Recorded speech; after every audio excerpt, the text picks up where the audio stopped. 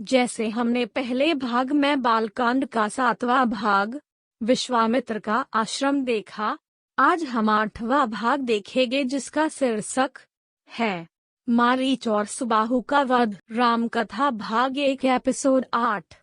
मारीच और सुबाहु का वध। दूसरे दिन ब्राह्म मुहूर्त में उठकर तथा नित्य कर्म और संध्या उपासना आदि निवृत्त होकर राम और लक्ष्मण गुरु विश्वामित्र के पास जाकर बोले, गुरुदेव, कृपा करके हमें यह बताइए कि राक्षस यज्ञ में विघ्न डालने के लिए किस समय आते हैं। यह हम इसलिए जानना चाहते हैं कि कहीं ऐसा न हो कि हमारे अनजाने में ही वे आकर उपद्रव मचाने लगें।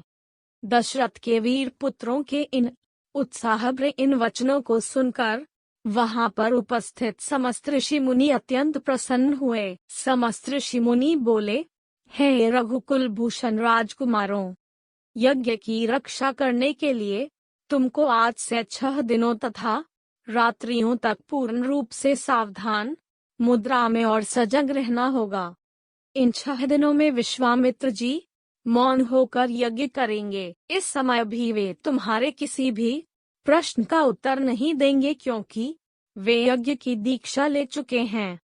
सूचना पाकर राम और लक्ष्मण दोनों भाई अपने समस्त शस्त्रास्त्रों से सुसज्जित होकर यज्ञ की रक्षा में तत्पर हो गए। 5 दिन और 5 रात्रि तक वे निरंतर बिना किसी विश्राम के सतर्कता के साथ यज्ञ की रक्षा करते रहे, किंतु इस अवधि में किसी भी प्रकार की विघ्न बाधा नहीं आई। 6वें दिन राम ने लक्ष्मण से कहा, भाई सौमित्र, यज्ञ का आज अंतिम दिन है और उपद्रव करने के लिए राक्षसों की आने की पूर्ण संभावना है। आज हमें विशेष रूप से सावधान रहने की आवश्यकता है। तनिक भी असावधानी से मुनिराज का यज्ञ और हमारा परिश्रम निष्फल और निरर्थक हो सकते हैं। राम ने लक्ष्मण को अभी सचेष्ट किया ही था कि यज्ञ सामग्री चमस समिधा आदि अपने आप भभक उठे। आकाश से ऐसी ध्वनि आने लगी जैसे मेघ गरज रहे हों और सैकड़ों बिजलियां तड़क रही हों।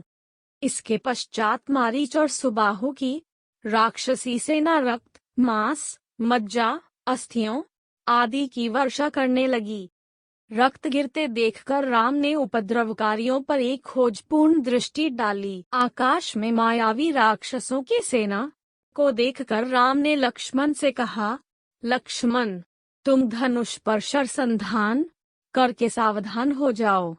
मैं मानवास्त्र चलाकर इन महापापियों की सेना का भी नाश किए देता हूँ। यह कहकर राम ने असाधारण फुर्ती और कौशल का प्रदर्शन करते हुए उन पर मानवास्त्र छोड़ा।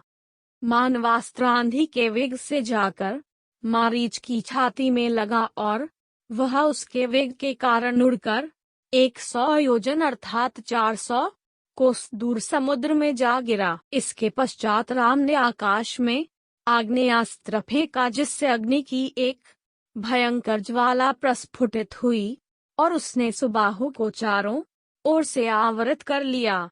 इस अग्नि की ज्वाला ने क्षण भर में उस महापापी को जलाकर भस्म कर दिया। जब उसका जला हुआ शरीर पृथ्वी पर गिरा तो एक बड़े जोर का धमाका हुआ। उसके आघात से अनेक वृक्ष टूटकर भूमि पर गिर पड़े। मारीच और सुबाहु पर आक्रमण समाप्त करके राम ने बचे खुचे राक्षसों का नाश करने के लिए वायव्य नामक अस्त्र छोड़ दिया। उस अस्त्र के प्रहार से राक्षसों की विशाल सेना के वीर मर मर कर ओलों की भांति भूमि पर गिरने लगे। इस प्रकार थोड़े ही समय में संपूर्ण राक्षसी सेना का नाश हो गया। चारों ओर राम की जय जयकार होने लगी तथा पुष्पों की वर्षा होने लगी। निर्विघ्न यज्ञ समाप्त करके मुनि विश्वामित्र यज्ञ वेदी से उठे और राम को हृदय से लगाकर बोले, हे रघुकुल कमल, तुम्हारे भुजल के प्रताप और युद्ध कौशल से आज मेरा यज्ञ सफल हुआ। उपद्रवी राक्षसों का विनाश करके तुमने वास्तव में आज सिद्धाश्रम को कृतार्थ कर दिया। कथा समाप्त। हम इस तरह के और भी भाग लाएंगे, तो वो देखने के लिए लाइक शेयर सब्सक्राइब करें।